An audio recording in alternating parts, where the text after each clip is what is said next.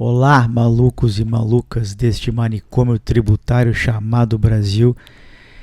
Tem algo de mágico a gente vir um sábado por mês aqui para São Paulo, na Faria Lima, e atrair amigos que deixaram de correr, ou de pedalar de manhã, ou de nadar, ou deixaram de ir na feijuca do sábado, ou deixaram de ir no parquinho à tarde, para vir bater papo sobre gestão tributária, nesse que é o podcast tributário mais querido do Brasil. Mas dessa vez eu me superei. Dessa vez eu consegui atrair para cá uma amiga que está chegando da Disney nesse momento e que veio gravar no dia do aniversário do maridão. Quer dizer, não é brincadeira isso, entendeu? E estou te entregando esse conteúdo. Mari, obrigado pela presença. Estou muito feliz com a tua presença, que lisonjeado. Augusto, é um grande prazer para mim estar aqui. Tá do lado de um grande entusiasta, né, da parte tributária, você que tem muito afinco, que fala com muita paixão. Acho que é isso que a gente precisa no nosso mundo. E no sábado de aniversário do meu marido. É um prazer e uma honra, né? Esse dia que vai ficar marcado na minha vida. Então, eu tenho pra mim que... Eu falei, o dia que eu estiver perto de chegar onde eu quero, eu vou no podcast. Então, eu tô muito feliz, muito lisonjeada. Obrigada. E eu tenho certeza que você vai entregar um conteúdo aqui de excelência pra gente. Obrigado. Eu queria começar esse bate-papo falando um pouquinho da tua carreira, porque é uma carreira muito plural. Sim. Você passou por consultoria, por vários ramos de indústria, e eu queria te perguntar, Mari, se isso foi planejado ou se apenas aconteceu? Então, Augusto, para essa pergunta, eu acho que a gente, principalmente quando a gente fala de começo de carreira, a gente não tem como dissociar o profissional do pessoal. Né? Então, ali no começo da vida que a gente tem tantas dúvidas, tantas incertezas para que lado que eu vou, né?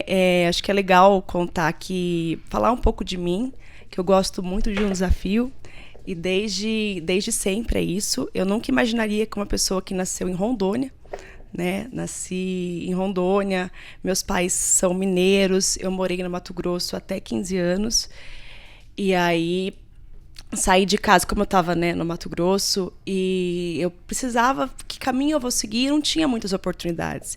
E ali, sou da época ali do guia do estudante. Eu também. Sempre brilhava os olhos de São Paulo, né, que São Paulo é onde tudo acontece. Eu falei, um dia eu vou para São Paulo. Aí estava chegando ali perto do ensino médio, segundo ano do ensino médio, eu falei para os meus pais, eu vou embora. Eu não quero ficar aqui. Eu tinha 15 anos.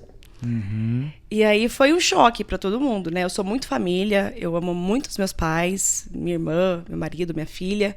E naquela época, né, falar que eu tô saindo de casa com 15 anos, foi, né, todo mundo ficou... Você é muito nova, você não vai. Eu falei, eu vou, porque eu quero estudar. E aí ele falou, tá bom, você vai estudar, você quer morar fora? Vai morar com a minha mãe, que é a minha avó, né? Na época, falou, vai morar com ela. Aí eu fui, fiz o terceiro ano, né, do ensino médio em Minas e falei, mas eu quero ir para São Paulo. Eu não quero ficar em Minas, eu quero ir para São Paulo. E aí saí prestando vestibular, aí passei na PUC, conheci meu marido naquela época, em 2006, a gente começou a namorar. E fiz o direito, né? E quem faz direito, acho que vai entender muito do que eu tô falando, que a faculdade de direito, ela não te prepara para o tributário. Não. Eu fui ver direito tributário no 4º ano. E ali, no começo, né, eu sempre tive certeza, na minha vida, 2 únicas certezas, que eu queria fazer direito. Eu gostava, até falei um pouco ali talvez de jornalismo, pensando na comunicação, que eu sempre gostei de me comunicar, sempre de pessoas, mas o direito era sempre meu paixão no coração, mas por aquele ímpeto de justiça, né, de resolver problemas. A minha irmã fala que eu sou a adulta premium dela, que toda vez que ela tem um problema, ela liga para eu resolver. Ela é mais nova? Ela é mais nova, ela é 4 anos mais nova que eu. E aí ela gosta que eu resolvo o problema. Mariana, vai ali, eu não sei fazer, mas eu vou aprender, eu vou resolver e eu vou ajudar alguém. Então, eu sempre gostei disso. Então, essa minha forma de agir, eu falei, é o direito que eu vou, mas nada a ver com o tributário, pelo senso de justiça. Né? E aí, comecei no 4º ano ali, comecei a ter direito tributário, e também quem ali da época, né, ele foi no ano de 2008, na faculdade, era um direito que é diferente do que a gente aplica hoje. É um direito latim, É um direito que você fala muito termo técnico, termo juridiquês. E aí não era o direito tributário. Tá, beleza. Então não me chamou a atenção o direito tributário, não me brilhou os olhos. Mas comecei a ver propagandas, né, de Big Four. Não sabia o que era Big Four. Sim. Aí comecei a ver KPMG, lá Deloitte e tudo mais. E aí eu tinha 2 únicas certezas na minha vida, que era o direito, já tinha superado esse ponto, e que eu gostaria de trabalhar com aquilo que eu tivesse o mesmo amor que o meu pai tem pelo trabalho dele. Meus pais não se formaram, eu fui a primeira pessoa ali da minha família que se formou. Meu pai foi ganhar vida, tem uma empresa até hoje muito sólida, cresceu no Mato Grosso com isso, e ele tinha muito amor por aquilo que ele fazia. Eu falei, então eu quero achar uma coisa que me brilhe os olhos igual ele quando fala do trabalho dele, que ele ama aquilo, ele vive aquilo. Eu falo que ele é minha irmã do meio, a empresa. Que a empresa nasceu no dia 1º de maio, dia que a Ayrton Senna morreu, de 94. A minha irmã nasceu no dia 19 de maio, e eu era mais velha, né? Sim. Então, a minha irmã do meio, ali a minha irmã era a empresa. Então, eu queria ter esse amor. E como explorar isso, né, e tudo mais, falei, quem sabe trabalhar numa empresa. Eu também sabia que eu não me via como advogada. Ali, eu e o computador, e redigindo peça, eu queria algo mais dinâmico, algo que eu conseguisse conhecer pessoas. E aí, fui na Big Four. Passei no processo de trainee, era um processo bem pesado, várias etapas, acho que foram 4 ou 5 etapas. Já era Campinas ou era São Paulo? Era Campinas. Na época, Campinas, né, era um escritório menor, né, a KPMG, foi pela KPMG que eu entrei. Era bem forte aqui em São Paulo. Campinas era um escritório menor, mas foi bom, porque eu consegui passar por todas as partes, né, do direito do tributário ali nessa Big Four. Porque se fosse São Paulo, era separado por indiretos, diretos, transfer price. Lá não, lá era generalista. E aí eu vi que eu não sabia nada. Foi assim, que eu não tinha essa bagagem da faculdade. Falei, e agora? Contabilidade, a hora que eu abri a primeira vez um Excel, falei, meu Deus, eu estava lendo doutrinas, o que eu estou fazendo com esse Excel aqui? Como é que eu vou fazer a apuração do imposto de renda, revisar o imposto de renda, sei lá se dá crédito ou não. Então, aquilo ali, você já vê que tem um filtro nas pessoas, né? Então, tem 2 pontos, eu vejo no meu programa de trainee. Ou você ama, ou você odeia. Sim. Você ficar ali, é impossível ficar, porque é muito desgastante, é muito denso, mas eu aprendi muito naquela época, né? Aprendi bastante. E aí, fiquei quase 4 anos, né, nessa empresa.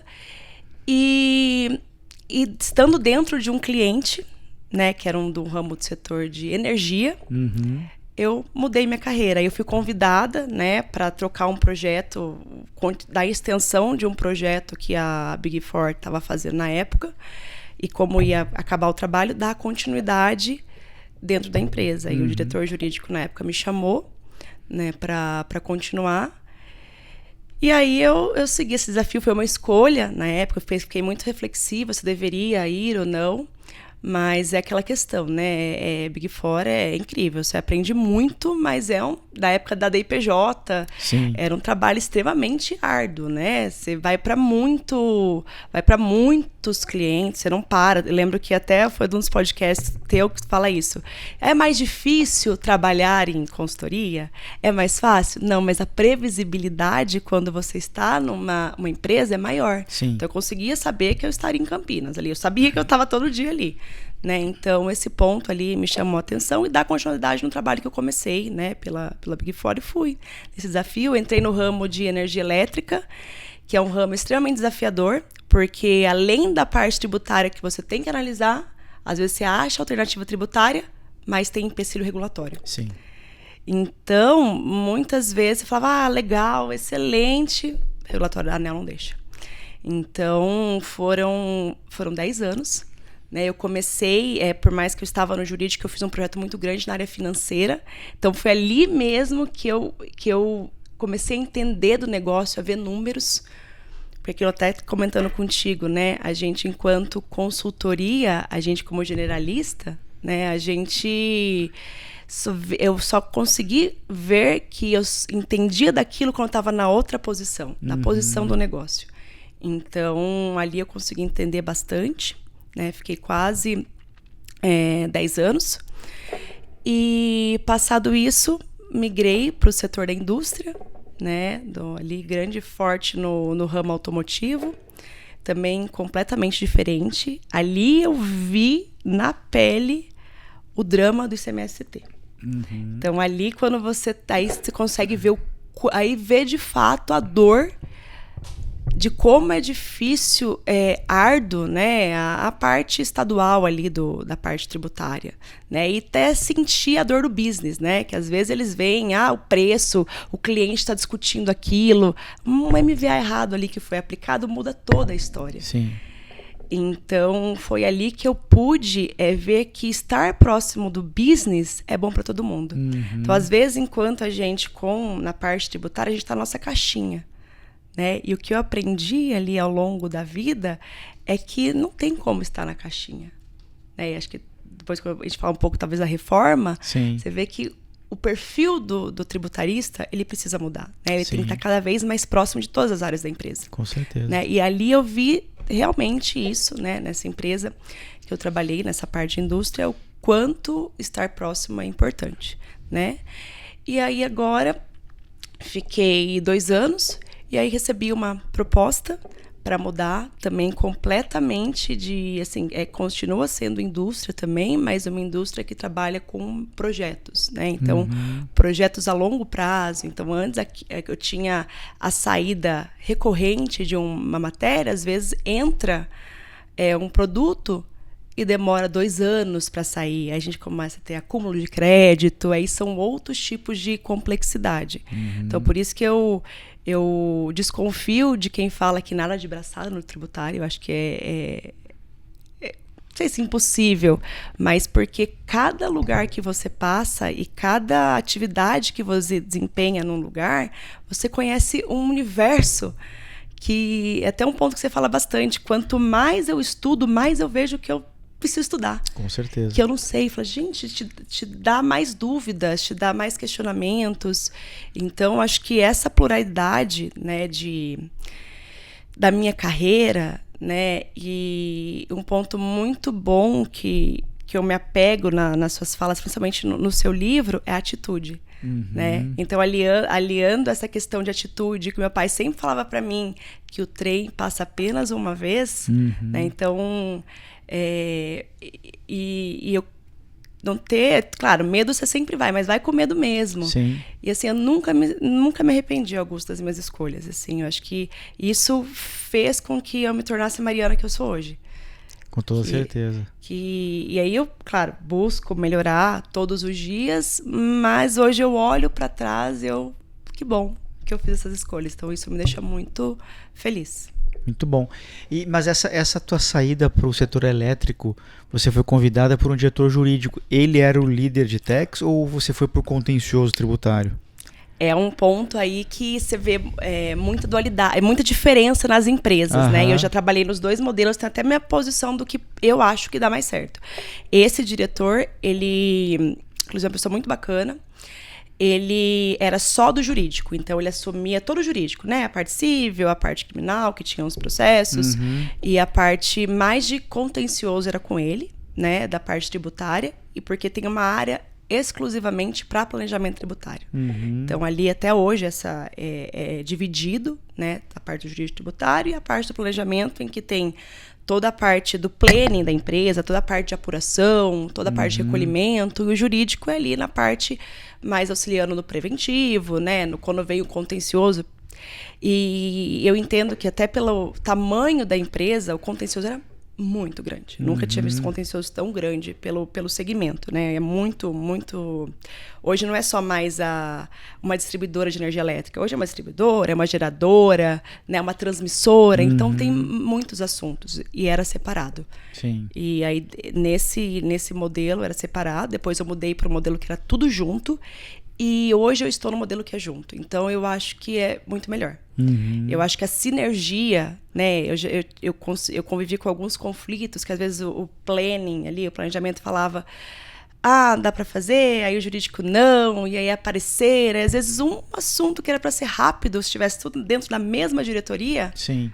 se estende e vira aquele looping sem fim, e quem sai perdendo é o business. Então, hoje, vendo, para mim, né, a minha opinião é que se está tudo junto ali, é melhor a sinergia. Muito bom. Sabe que eu tenho escrito e falei isso no evento, no MTX Mastermind, que eu tenho visto hoje a atuação do gestor tributário em 4 quadrantes, né? Você tem o técnico, você tem o comportamental, você tem o business e você tem tecnologia. Minha pergunta é: onde estão hoje, Mari, os teus principais desafios no dia a dia da gestão tributária quando você olha para esses 4 quadrantes?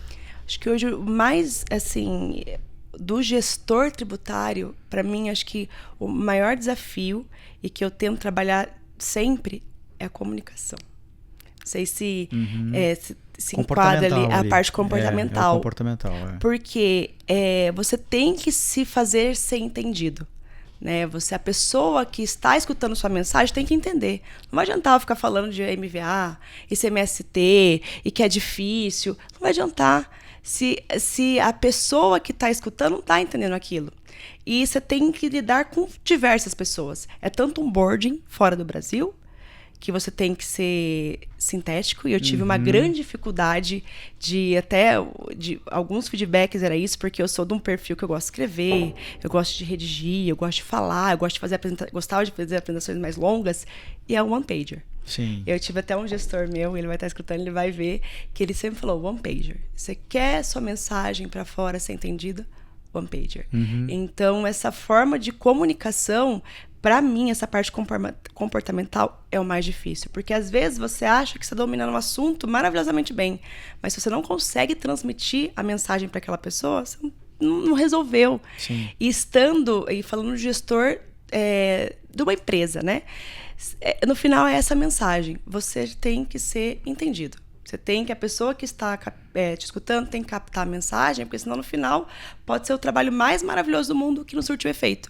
Sim. E no final é isso que tem que ser. Tem que surtir aquele efeito, a pessoa tem que entender a mensagem, tem que ter um saving, né? Tem que deixar de ter uma autuação. Então, esse é algo que eu procuro trabalhar sempre, todo dia. Até porque eu tenho que conversar com diversas pessoas diferentes, a forma que eu vou abordar com elas. Sim. Então, acho que essa parte hoje, né? Tirando reforma tributária, todos Lógico. Mas pensando como um gestor, é isso, tá com a equipe mesmo, né? O que eu vou abordar com a equipe é de uma forma, o que eu vou abordar com o CFO é outra. Então, para mim, hoje, a maior dificuldade é essa, eu ter a certeza, né, que a pessoa que está escutando está entendendo. E a comunicação, de certa forma, permeia tudo isso, né?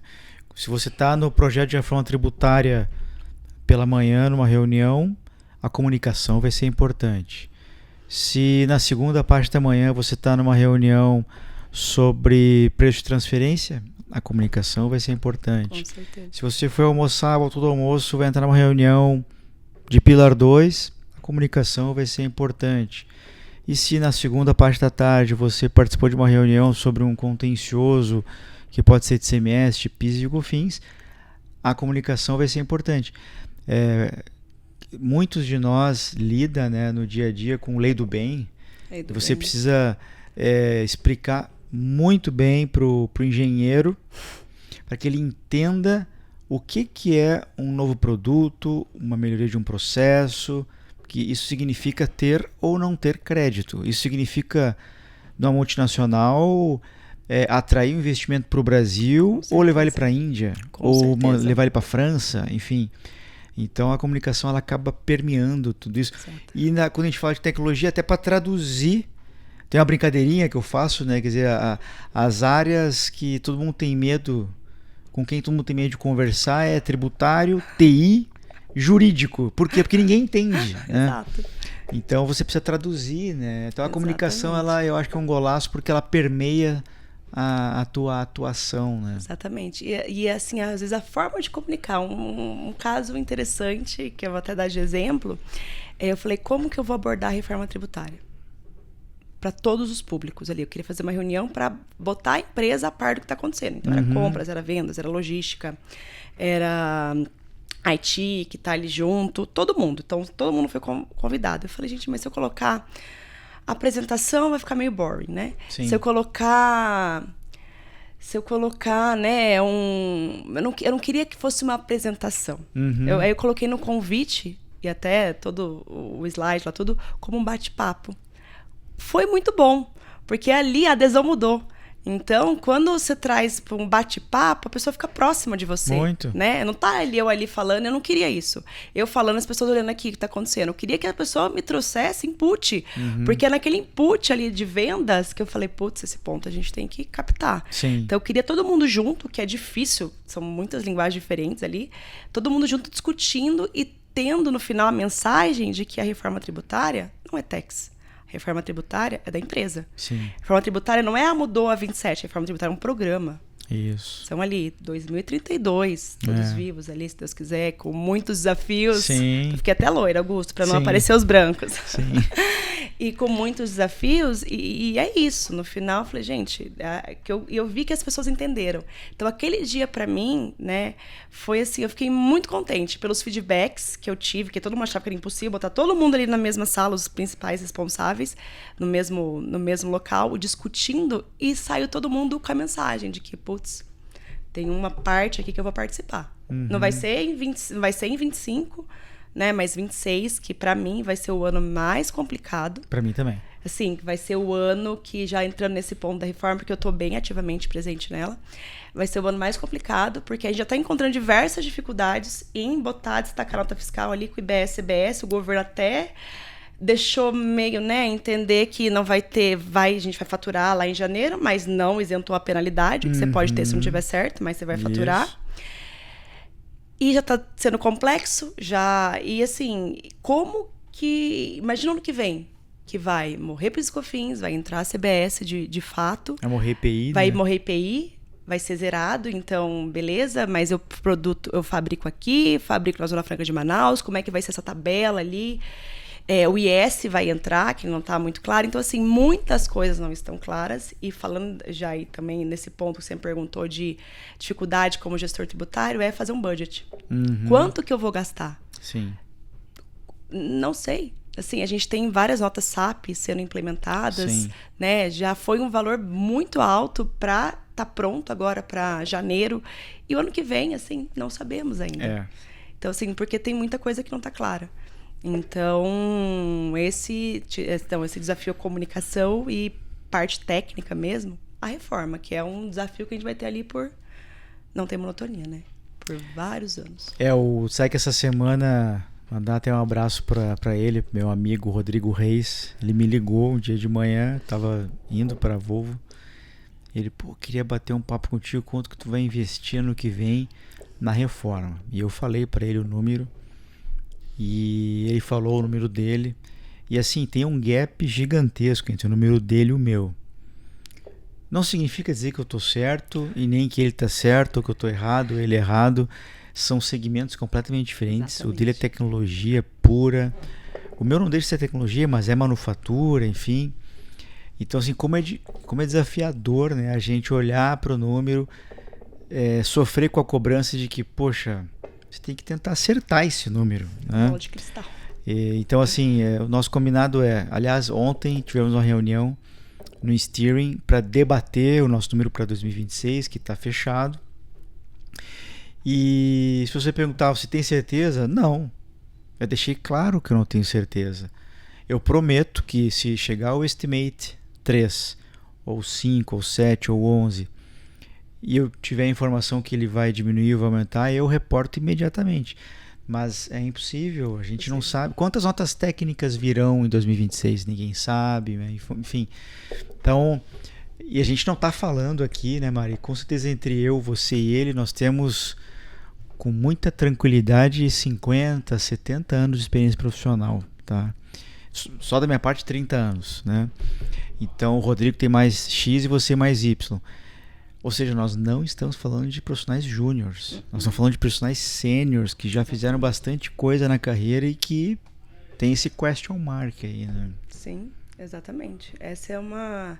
Até falando dessa diferença, né? A empresa que eu estou hoje, ela é um ramo da Siemens, né, que foi desmembrada e hoje ela é autônoma, né, especialista em inversores de frequência, large drives, coisas que eu nunca tinha me deparado antes.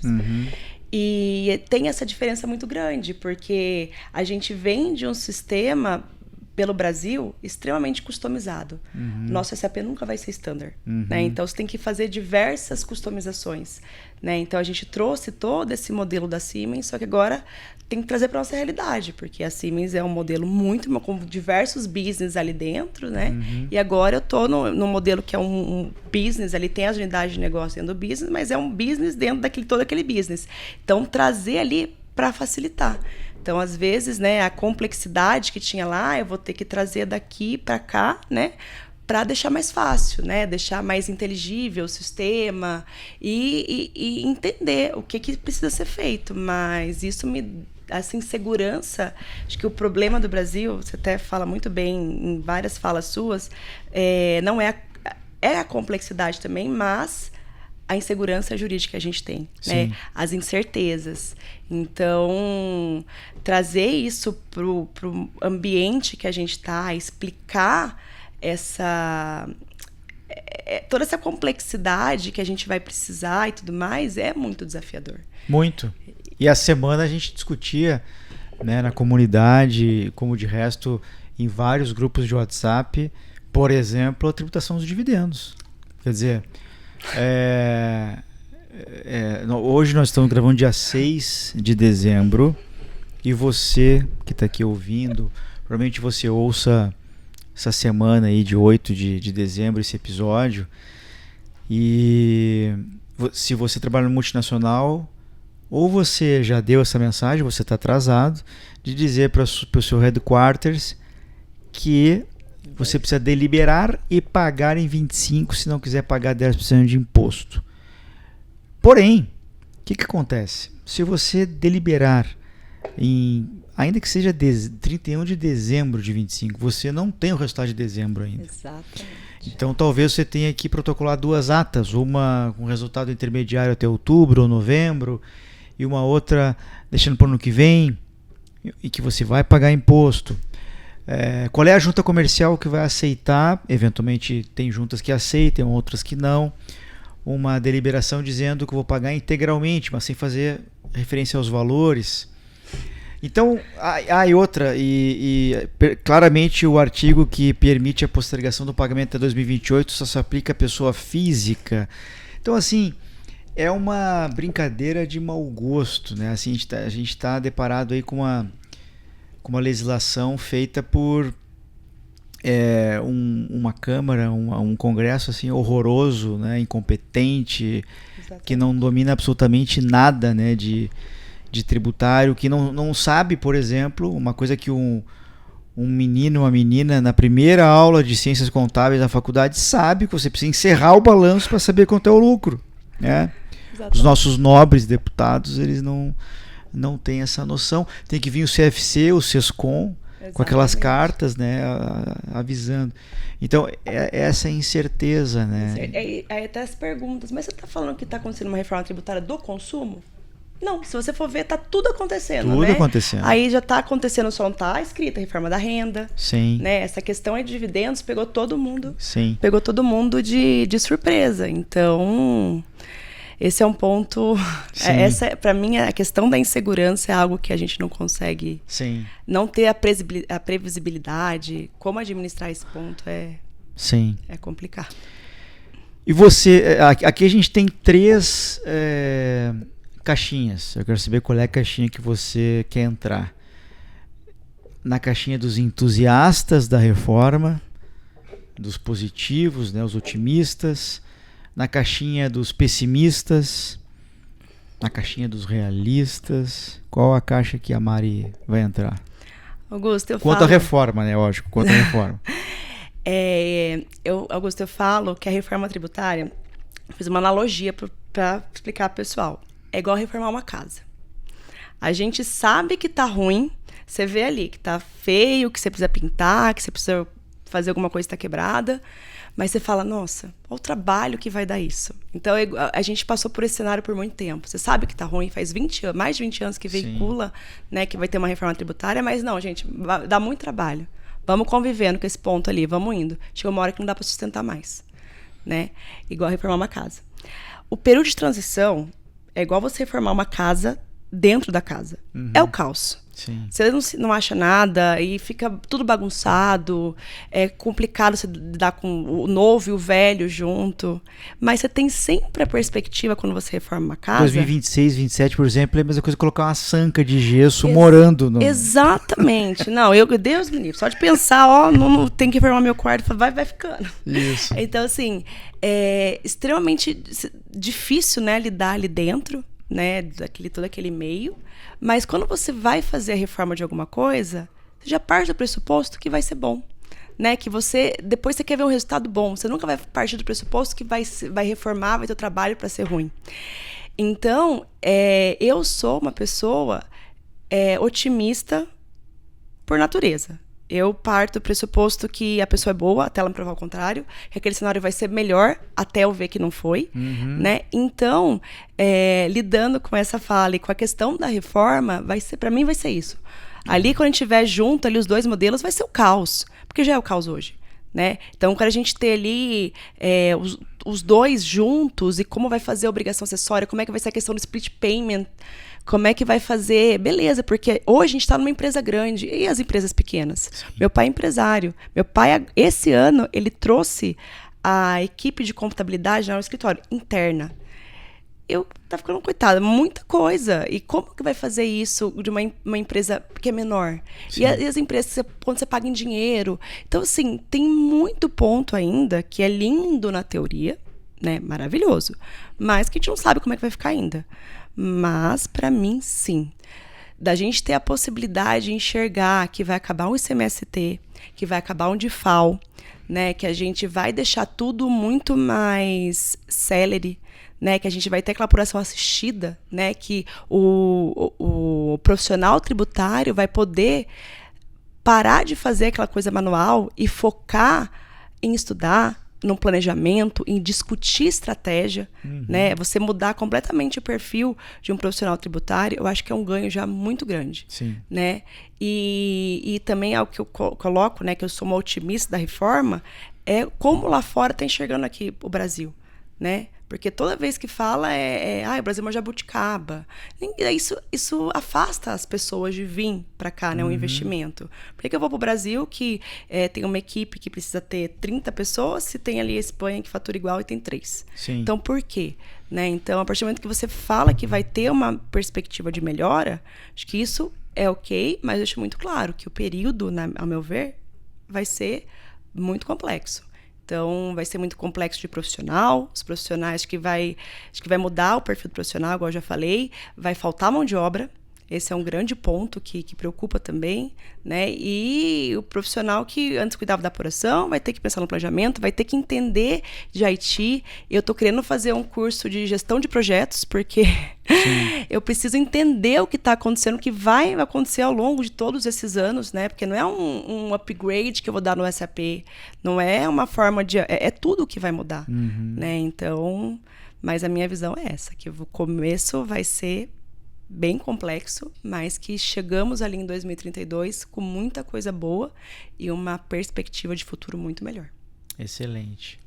Mari, nessa tua trajetória na gestão tributária, na tua carreira, eu não sei se você já teve a oportunidade de fazer uma reflexão sobre o que você gostaria de ter aprendido antes.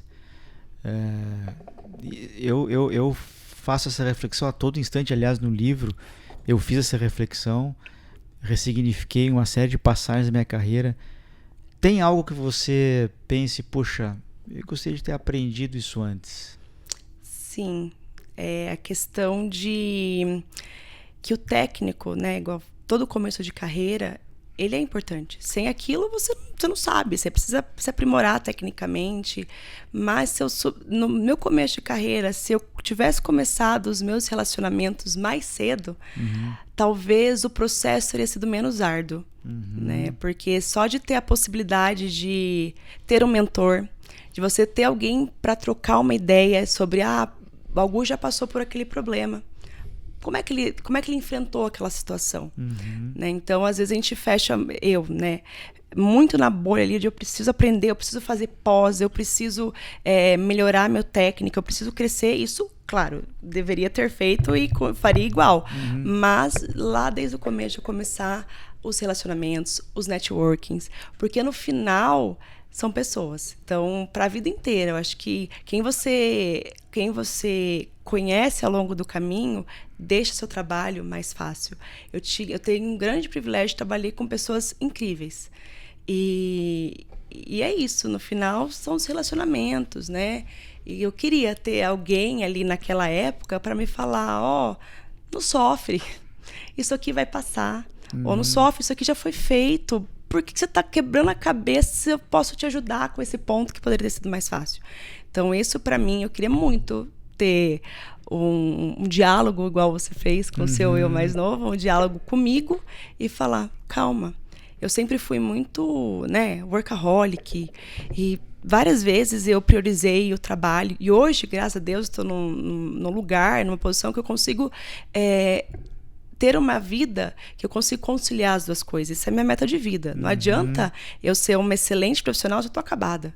Né? E até compartilhando um ponto legal, que às vezes as pessoas podem estar na mesma situação que eu, depois que eu fui do triatlon já, eu sempre fui ligada à atividade física, a esporte, do jiu-jitsu, eu e meu marido sempre junto nisso. Depois que a filha nasceu, eu abandonei tudo e fiquei ali com trabalho e mãe. Eu esqueci de mim. E aí eu cheguei no final do ano, tava tudo bagunçado. Exame, eu não tava feliz comigo. Eu falei, não, 25 vai ser meu ano. Eu vou voltar, eu vou olhar no espelho e falar, não, é essa pessoa que eu quero ver e eu quero ter energia para cuidar da minha filha. Né? E ter energia para tocar bem uma equipe, para seguir bem o trabalho. Se eu não tô bem comigo, nada vai tá bom.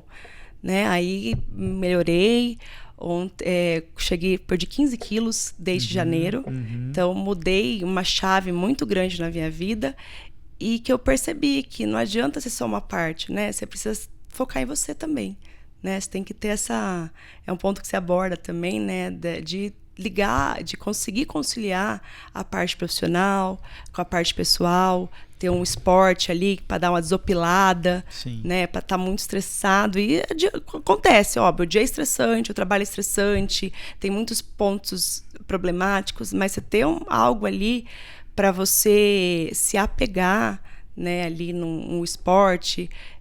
No final do dia eu tenho, graças a Deus, tenho uma família que me apoia muito. Então, isso deixa mais leve. Então, eu consigo ser a Mariana no trabalho, 100% focada no trabalho, porque eu tenho uma rede de apoio muito grande. Né? Tenho meu marido que me apoia muito, meu sogro que fica com a minha filha, meus pais que me apoiam em tudo que eu preciso. Então, eu me sinto muito privilegiada, né, por isso. Mas se eu pudesse ali conversar comigo do passado, seria essa fase. Foca nas pessoas também, não só... Muito importante isso. Até porque quando você está no início da carreira, se você tem essa mentalidade, porque leu em algum lugar, porque ouviu aqui o podcast, ou porque assistiu uma palestra, ou porque teve um mentor, é porque você começa a acreditar em construir esse networking de uma maneira genuína. Exato. Então, circular na empresa e estabelecer uma conexão com a Mari, com o João, com a Maria, que eventualmente foram colegas de faculdade. Naquele início, o que você... Eu observei isso na minha carreira. Quando eu era assistente, quando eu era trainee, eu tinha amigos assistentes, trainees, e que eu construí sólidas relações ali profissionais. Eu tinha também líderes que eu admirava e eu cultivava aquilo. E eu fui mudando de empresa ou de projetos e eu fui mantendo aquilo. Então hoje, sem exagero nenhum, eu tenho 30, 40, 50 amigos sócios de Big Four. São meus amigos, eu tenho o telefone deles legal. Aqui, eu janto com eles, eu almoço com os meus amigos, né? Eu tenho amigos CFOs, eu tenho amigos CEOs, eu tenho amigos diretores tributários. Não pelo interesse, eles são meus amigos há 20 anos, há 30 anos, há 40 anos. Eu sou daquelas pessoas que têm amigos há mais de 40 anos, né? E então eu concordo muito com você nesse aspecto. E essa questão assim de cuidar primeiro de si, né? Tem muito a ver com saúde, família, trabalho. Tem um livro muito interessante que eu li uns anos atrás, chama Homo Ludens. E ele fala muito assim do hedonismo, de você fazer as coisas que você gosta, que você tem prazer, tudo, e isso é muito legal, você precisa disso numa parcela da sua vida. Mas você também vai ter coisas que você, gostando ou não gostando, o mundo não está nem aí para você, você tem que fazer, né? Então faça bem feito. Você pode colocar a academia nessa caixinha, você pode colocar o trabalho, enfim. Esses dias eu estava numa sexta-feira chuvosa e fria em Curitiba, e eu estava na academia, eu não estava com a menor vontade de estar lá, e a academia estava vazia. Aliás, foi naquele feriado do 15 de novembro, foi na ponte, no dia 16. A academia vazia, não tinha nada, eu estava cansado, e eu pensei assim, mas não importa, né? Aí a perspectiva que eu crio, porque eu faço muito isso comigo, eu crio mentirinhas, ou eu mudo a narrativa, e a narrativa passou assim: tu não tá aqui para fazer força para cansar mais do que você já tá aqui para cuidar de ti. Exato. Então, a partir do momento que eu comecei a pensar assim, vou matar esse abdominal, não vou fazer aquela prancha, vou esquecer aquele supino, cara, tu tá cuidando de ti, né? Aí eu faço. Então eu crio essas, entre aspas, enganaçõezinhas ali, né? Para que a coisa aconteça, para eventualmente acordar cedo, fazer. Agora eu tô trocando meus horários para fazer à noite, porque eu levo minha filha no colégio, né? E eu falei, né, no evento também, é isso que diferencia criança de adulto. A gente tem que fazer o que tem que ser feito. A criança então, não. Assim, não adianta. Ninguém me deu a opção de manhã de simplesmente não acordar e viver o hedonismo de acordar, caminhar na praia, ter um bom almoço de 2h30, 3 horas, tomar um drink. Não, eu preciso trabalhar. Exato. E então, poxa, já que tu tem que fazer isso, já que o mundo espera isso de ti, tente fazer o melhor, né? Chegue com disposição, chegue com um sorriso, porque o líder tem isso, né, Mari? Eu queria te perguntar assim, qual é a diferença, qual é o valor, qual é a magia de ter um líder inspirador, né? Eu chego todo dia com essa responsabilidade de pensar assim, cara, se eventualmente eu tiver cansado, mal-humorado, tem muita gente ali que também está com seus perrengues. E aí você chega melhor, você chega, não, pô, mas eu tenho essa responsabilidade das pessoas, daquele estagiário que vai me olhar e vai perceber que, poxa, ele está assim, então eu não quero ser que nem ele. Exato. E aí você começa a prejudicar até plano de sucessão, né? Então eu queria te perguntar, assim, qual é a magia de trabalhar com líderes inspiradores? Assim, é o diferencial. Eu já trabalhei com pessoas incríveis, né? E é isso que faz você ficar mais motivado, né? Se a pessoa tá ali e você vê que você quer chegar ali, é ótimo.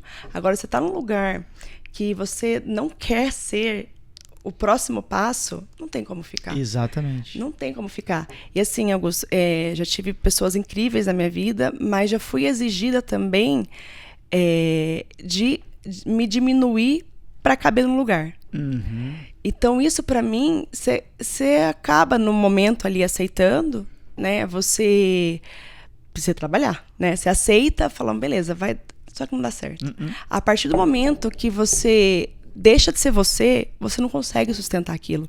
Por um curto período de tempo, beleza, mas depois você vai virando outra pessoa, você vai ficando desmotivada, e aí depois eu pude perceber que era reflexo de uma pessoa acima de mim. Então não era porque algo comigo, talvez, mas não era mais pra mim, e até porque eu também não via que eu queria ser aquela pessoa, né? Então, assim, ter pessoas boas com você, tanto em cima quanto embaixo, é o diferencial, porque você passa no mínimo 8 horas com aquela pessoa, né? Então, se a pessoa, você não se sente inspirada nela, ou se você não quer ser nada parecido com ela, Não dá.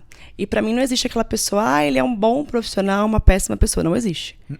A pessoa, ela é a pessoa. Então não tem como a pessoa ser... Tem gente que fala isso, né? Que ela é incrível profissionalmente, mas é uma péssima pessoa. Não dá. Não. Eu não consigo dissociar. Eu não consigo olhar ela como meia pessoa. Não. Então eu preciso me inspirar nela como um todo. Né? Então... Empresa não tem coxia, né? Então, não. Assim, não é personagem. Exato. Tem a catraca. E exatamente. Quando você atravessa a catraca, você não deixa de ser a Mariana, né? Eu não deixo de ser o Augusto, né? Exatamente. Então, pra mim não dá, assim, né? Já vi que, realmente, se você... Não tem como meio admirar uma pessoa, né? Então, isso é completamente diferencial.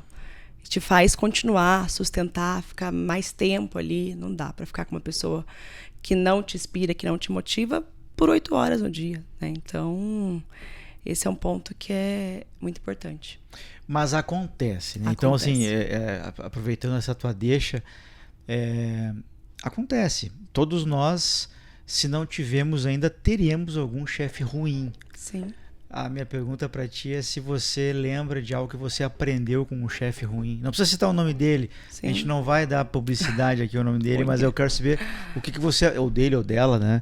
O que você aprendeu com chefes ruins? Acho que é bem isso, de não querer ser assim. Eu acho que tudo que é ruim, né? Você tira uma lição. E é importante. Acho que a vida não é perfeita, né? Você vai ter momentos ótimos, mas só vai conseguir aprender mesmo tendo momentos ruins e falar... Poxa, não foi bom, vou fazer diferente. Ou, poxa, não é essa pessoa que eu quero ali pra estar em cima de mim. Vou procurar outro lugar. Eu acho que o importante é, pra mim, né? Eu aprendi a não querer ser essa pessoa e, mais do que isso, não sustentar uma situação que não dá mais. Porque às vezes você fica ali, é a vida que você tá perdendo. Você não sabe amanhã o que vai acontecer e você tá ali perdendo seu tempo, perdendo sua vida com uma situação que você não vê melhora. Né? Até porque assim, quando depende só de você uma situação, é um ponto. Você vai fazer de tudo para dar seu sangue e estar ali nela. Agora, se não depende só de você, porque você não vai mudar outra pessoa, aquela situação não dá mais, você precisa partir para novos desafios. Sim. E assim, com a consciência tranquila de que foi o melhor para aquele momento. Com certeza. Mari, eu queria... Você deu algumas pistas aqui, mas eu queria agora entender um pouco mais quem é a Mari que não está no LinkedIn.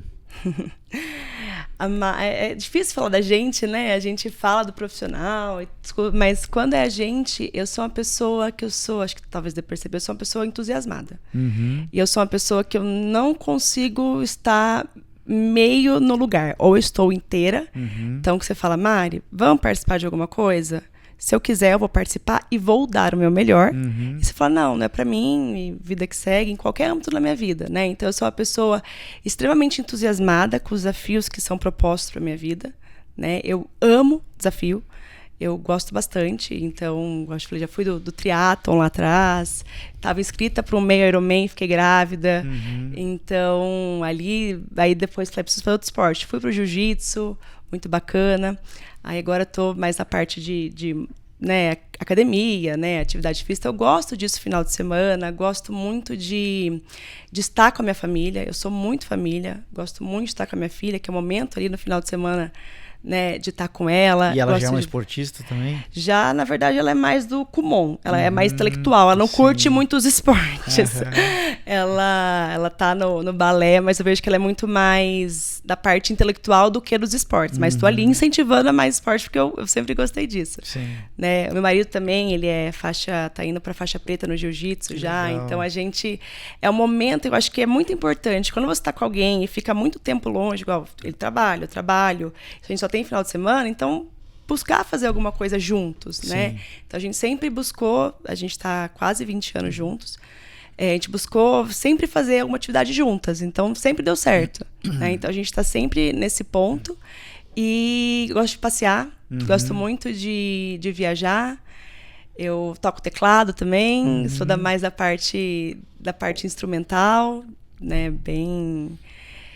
E essa sou eu, uma pessoa que eu gosto de viver. Eu gosto de me sentir viva. Acho que é isso que é importante. Então, eu sempre preciso, Augusto, de estar pensando que tem alguma coisa para motivar, que tem alguma coisa para eu almejar, tem umas férias marcadas. Que legal. Então, vamos ali, vai estar chegando, planejar. gente viajou agora, né, que você falou no começo, quem olha assim e fala, mas por que você tá fazendo isso? Eu tinha um planner. Eu tinha certinho o que eu sou virginiana, né? Então, eu tinha certinho o que eu ia fazer cada dia, o horário que eu tinha que acordar, o horário de sair de casa. Então, assim, eu preciso de organização, né? Eu preciso desse ponto para que as coisas deem certo. Mas, se eu pudesse resumir, é uma pessoa motivada, de estar sempre no gás ali, estar fazendo algo que me supera, que me motiva. Eu preciso disso para falar, tô viva, vamos em frente. Excelente. Muito bom. Eu queria te agradecendo e já indo para a parte final, que são os nossos pitacos culturais. Queria te perguntar se você tem uma dica de... Pode ser livro, pode ser um filme, pode ser uma série, pode ser um podcast, pode ser um museu, um passeio que você queira. Eu acredito muito, né, nessa combinação assim da cultura, da intelectualidade com os negócios, com a técnica, né? Eu defendo muito a ideia de a gente ser alguém interessante na mesa, poder falar sobre viagem, sobre vinho, sobre, sei lá. Então eu queria deixar contigo esses pitacos culturais. Primeiro, eu até trouxe aqui, não é fazendo propaganda, mas realmente, se eu pudesse, o livro do Augusto, né, que é Cartas a um Jovem Gestor Tributário, se esse livro existisse lá em 2010, né, que eu estava começando a minha vida profissional, teria sido muito bom, né, ter esses conselhos de que as pessoas passam por mesmas situações que você. Às vezes você acha que é você que está sozinho num barco que está afundando. Sim. Não é. Um dia todo mundo passou por aquilo. Então, se eu pudesse dar um conselho, né, principalmente para quem está começando ali a carreira e está passando por angústias, você até conta, acho bem legal, que você não pensava em ser contador, né? Não. Isso veio e deu muito certo. Então, você fala, nossa, a pessoa que se deu super bem na vida, ela sempre soube o que queria fazer. Não. Então, muitas vezes ela não tinha certeza. E aí, provavelmente, você se inspirou em alguém, né? Você buscou conversas. E acho que esse livro é muito bom para isso, né? Para dar aquele conforto que, às vezes, a pessoa está precisando. E lendo ele agora, né? Além de tomar para a vida, acho que é um livro que está sempre junto ali, seria, além de agora, muito útil para mim ali. Acho que todo mundo está começando, tem que ler seu livro, Augusto. Não tem como. E até... Indica pra turma da Unicamp lá pra mim, então. Pode deixar, pra todo mundo. Unicamp, PUC. Acho que é um livro que, assim, realmente ele me mexeu comigo, principalmente pensando naquela pessoa que eu era lá atrás. Muito bom. Né? Então, parabéns e obrigada por compartilhar, né? Falo que você é um entusiasta, porque você vê claramente, né? Que você é feliz fazendo isso, você Sim. é feliz ajudando os outros. E a forma da escrita dele, a forma de epístola, né? Cartas sua para você mesmo ali, ele deixa leve, né? Você lê, fala, e aí você não quer parar também, né? Que eu começo o negócio e fala, gente, preciso parar, preciso dormir. Então, isso é muito legal. Então, é um livro que para ter ali e já marcar, tem umas marcações que para voltar e servir de inspiração. Então é esse ponto. E tem o filme também, que até agora falando no gancho Disney ali, né? Que eu gosto bastante, acho ele muito interessante a mensagem, que é Wall Before Mickey. Então, que conta ali a história, né, do Walt Disney. Quem vê ali o Mickey, que hoje é o ícone mais conhecido, se perguntar em qualquer país do mundo, sabe quem é o Mickey, né? Só que conta a história dele antes, né? E assim, foi horrorosa. Assim, o começo de tipo, tudo deu errado, ninguém acreditava nele, a família dele não falava, por que você vai fazer isso? Vai fazer alguma coisa direito, para de desenhar, né? E aí esse ponto é muito importante, que eu acho legal, que ele mostra a resiliência, porque tudo deu errado várias vezes. Não foi uma vez. E ele seguia firme, ele chegou a passar fome, ele foi despejado, né? Então esse ponto para mim é muito legal do livro, que ele traz, né, isso, e sem dar spoilers também, mostra também como você precisa dos outros, porque ele era um excelente artista, mas um péssimo administrador. Então, a hora que começa, ele se alia ao Roy, que é o irmão dele, para ajudar, as coisas começam a dar certo. Então, ali tem a humildade de pedir ajuda, né, de ver que às vezes você não consegue sozinho, né? E ter a resiliência de que se você tem um propósito, né? Ali o David Rook deu o livro da montanha, que esse livro foi muito legal, que foi até indicação sua. Você tem um propósito na sua vida e você acredita nele, vai atrás. Não vai ser fácil, óbvio que não vai ser fácil, mas sim, o que eu acho legal do livro é que ele não desiste. Ele passou por muito perrengue, roubaram os projetos dele, patentearam, ele perdeu coisa e ele começou de novo. Sim. Né? Então, esse ponto é muito importante, dessas 2 mensagens do livro, de persistir, você tem um propósito, focar nele e ter humildade para aceitar uma ajuda, quando você não tem aquela expertise para aquele ponto, naquele momento. Esse filme é maravilhoso, assim, realmente é muito bonito, assim, a história, apesar de triste até, né? Triste. É muito legal, assim, você vê como... E as histórias são construídas assim, né? Eu acho, de certa forma. Eu falo um pouco isso no meu livro, né? Eu não fui o Michael Phelps, né? Eu não fui o Kelly Slater. Eu não fui o camisa 10 do Grêmio, infelizmente. O futebol perdeu um grande craque. Perdeu. Então eu sou gremista, né? Exato. Então exato. Perdeu. E tivemos nos campos. Exatamente. Mas assim,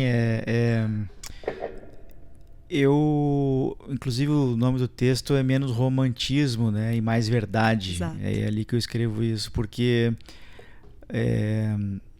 tem isso, né? A gente ouve muito, faça o que você ama, né? Nem todo mundo tem esse privilégio no início da carreira, né, de fazer o que ama. E de novo, né, voltando ao Homo Ludens, né, nem sempre é sobre o que você ama. Às vezes o que você ama é o que você quer fazer realmente para descansar a cabeça, né? Exato. Então, aconteceu comigo, né, a contabilidade, e eu tornei aquilo algo que me permitiu entender a linguagem dos negócios, que me permitiu impactar as finanças de algumas empresas, como consultor, depois como executivo, e hoje, né, oxalá impactar algumas carreiras, né? Então, dá para usar isso pro bem, né? Dá para fazer diferença, dá para ter protagonismo, né? Então, se eu tivesse tido a opção de eu talvez fizesse direito, né? Eu me lembro que teve uma época ali do colégio que eu queria fazer carreira diplomática, mas não falava nem inglês, sabe?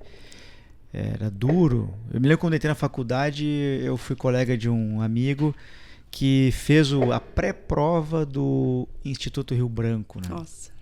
A pré-prova do Instituto Rio Branco, de português, era um texto de 6 páginas do Machado de Assis, em que ele tinha que apontar de uma maneira discursiva, não objetiva, discursiva, os erros de análise sintática de um texto do Machado de Assis.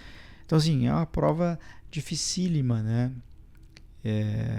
Então, foi o que deu para fazer. Mas teu perfil é muito humanas. Acho que eu sou uma farsa. Assim, eu sou uma grande farsa. Eu falo assim, minha filha. Então, é um contador plus, assim. Você não vê esse perfil, né, na contabilidade, né? Que são perfis, né? Não tem certo e errado, mas o seu perfil é muito mais humano, as pessoas. Então, imagino como deve ter sido ali um duelo ali entre o que você está fazendo, o que você está estudando. Sim, eu sou uma grande farsa.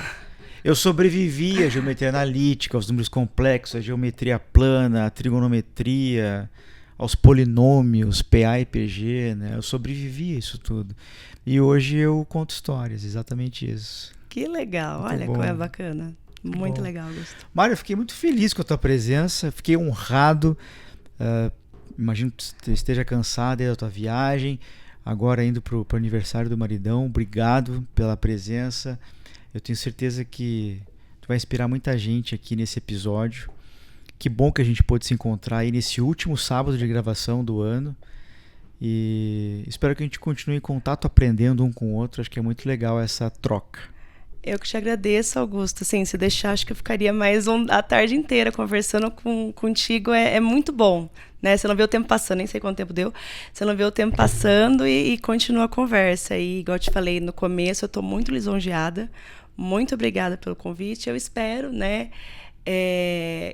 de fato, inspirar alguém que em algum momento se depare com alguma situação igual a minha.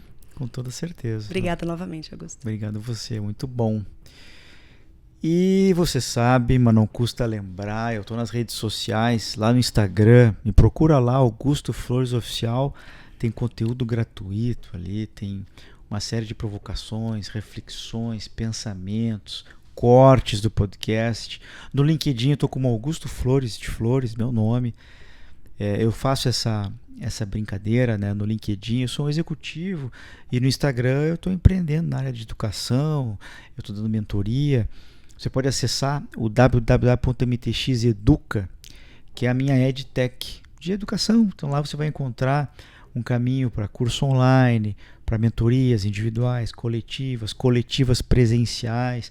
Agora eu devo lançar no dia 15 de dezembro o programa de mentoria coletiva de 2026, através de uma sessão de mentoria de 2 horas gratuita.